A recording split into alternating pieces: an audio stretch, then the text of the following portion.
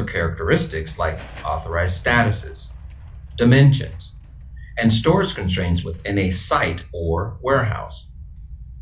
For example, you may have various workshop locations, quality control locations, and stock locations. Location types are used by all modules in processing stock when location management is active.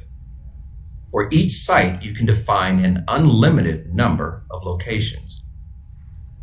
With storage constraints capability, you can define the characteristics of those locations.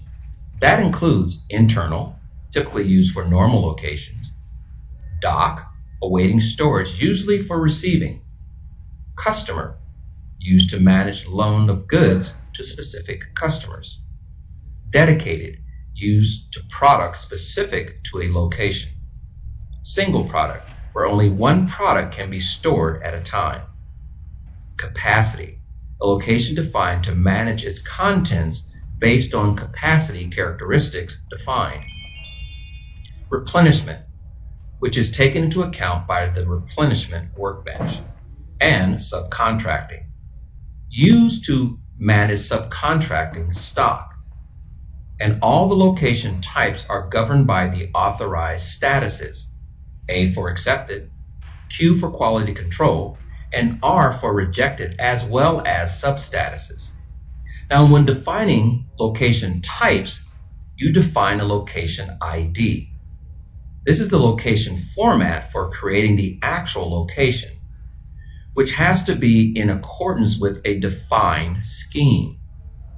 A equals warehouse zone, B equals aisle, C for bay, D for shelf, E for subshelf 1, F for subshelf 2, and G for subshelf 3. Now, each letter is optional and can be repeated, but it is necessary to respect the alphabetical order. For example, A, B, B, C, C, D is made up of A for the warehouse zone, B, B for the aisle, C, C for the bay, and D for the shelf. And finally, you also can use a proposal sequence to automatically pick a place to put incoming receipts.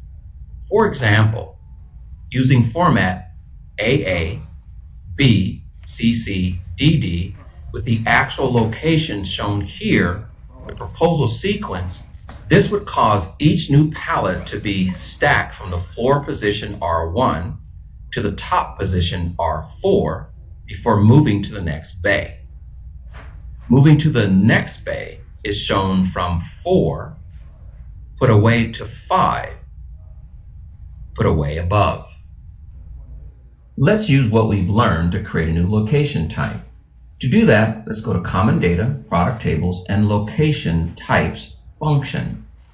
You decided that you need to create a location type to store your BOMs or bill of materials. This is a type of location to store your assembled products. Now before that, let's dig a little bit deeper in some of the options. Now you learned the different location categories.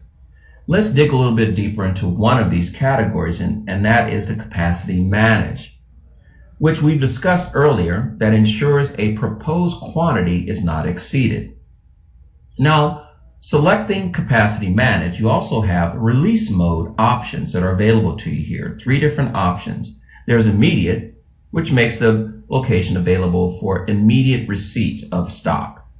There's temporarily blocked to indicate that the location is free following an issue, but is not available for the next receipt until after a specific amount of time has passed. That time is entered at the time delay field. There's also block, which blocks receiving product into that location. To free it up, you need to unlock it manually. Now, under the information section, this allows you to be able to restrict weight, width, height, and depth. So when creating products, you have options to set their measurements that would block the product from being assigned if it does not fit. You also have options to be able to enter in the specific unit of measures, and also alternative types to be able to store at that location.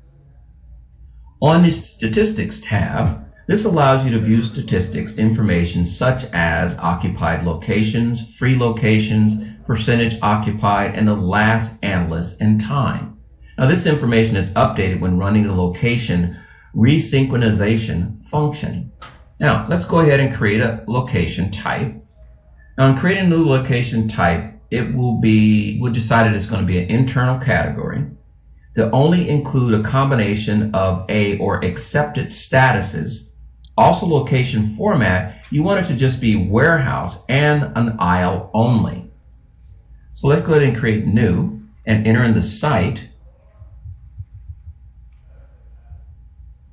Location type is going to be ASY or symbol, and we'll just say assembly and abbreviation. And then we're selecting internal, and also we're going to select the status of A asterisk to include all sub-statuses.